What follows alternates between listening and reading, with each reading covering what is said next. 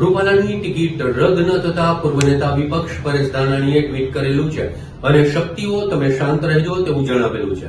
રાજકોટમાં ભાજપના લોકસભાના ઉમેદવાર પરસોત્તમ રૂપાલાની ટિકિટ રદ ન થતા ક્ષત્રિયાણી દ્વારા જોહર કરવા મુદ્દે પૂર્વ નેતા વિપક્ષ પરેશ ધાનાણીએ ટ્વીટ કરેલું હતું અને લખ્યું છે કે હે શક્તિ તમે શાંત રહેજો. જ્યારે રાજના દરબારમાં દેવી દ્રૌપદીના દામન દુભાય છે ત્યારે હંમેશા મહાભારતના યુદ્ધો જ થાય છે. 18 વર્ણ હવે એક સૂર થઈએ, બેન દીકરીઓની લાજ બચાવીએ, નવા મહાભારત પર રોક લગાવીએ, આપણા ભારતને મહાન બનાવીએ.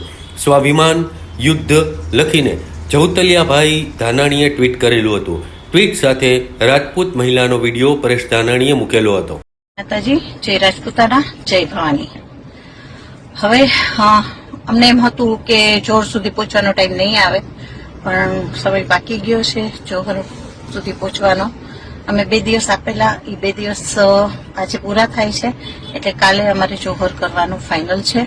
આજથી અમારી બધી તૈયારી અમે ચાલુ કરીએ છીએ. સૌથી પહેલા અમે હાથમાં મહેંદી લગાવશું, કારણ કે અમે સુહાગન બધા છીએ અને સુહાગન બધા જોહર કરી રહ્યા છીએ. તો મોદીજીએ તો અમારું વિચાર્યું જ નહીં. અમને છેક સુધી આશા હતી કે મોદીજી કંઈક તો કરશે રાજપૂતો માટે, રાજપૂતાનીઓ માટે. મોદીજીને ઇતિહાસ ખબર જ છે બધો. ખબર નહીં કેમ રાજપૂતો અને રાજપૂતાનીઓના જે ઇતિહાસ એને ખબર છે, રજવાડા આપી દીધા છે, એક જ વાર કીધું, અને તે છતાં મોદીજીને ખબર નહીં કેમ એવું નથી લાગતું કે રૂપાલાને કાઢવો જોઈએ એમ. ખબર નહીં, અમને પોતાને વિચાર આવે છે કે રૂપાલામાં એવું શું છે જે મોદીજી એને કહી નથી શકતા, મજબૂર છે, કે હવે તો એવો વિચાર આવે છે કે એક પોલમપોલ હશે જેના હિસાબે મોદીજી દબાતા હશે રૂપાલાથી, કે કંઈક તો એવું હશે જેનાથી મોદીજી રૂપાલાને કહી નથી શકતા કે કાઢી નથી શકતા. તો ફાઇનલ છે, કાલે અમે જોહર કરવા જઈ રહ્યા છીએ. હવે બાકી શું થશે એના માટે થઈ જાઓ તૈયાર મોદીજી.